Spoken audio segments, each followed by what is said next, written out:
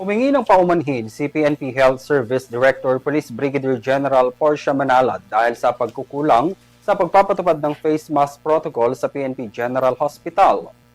Ito'y matapos questionin ng Sandigan Bayan ang pagbisita ni na Vice President Sara Duterte at Senador Robin Padilla kay Senador Rodante Marcoleta na naka-isolate sa PNP General Hospital sa Camp Crame matapos ma-diagnose ng mild pneumonia.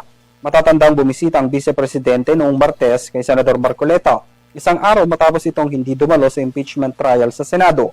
Bumisita rin si Padilla nitong Webes. Ayon kay Manalad, nakalimutan umano nilang paalalahanan ng Vice Presidente at ni Padilla na magsuot ng face mask habang bumibisita sa ospital. Aniya, ang usapin naman ng seguridad ay mas mainam na itanong sa Criminal Investigation and Detection Group o CIDG. Sa ngayon, immediate family members na lamang ni Marcoleta ang pinapayagang bumisita sa kaniya, alinsunod sa ipinatutupad na paghihigpit ng PNP General Hospital habang siya ay nasa isolation.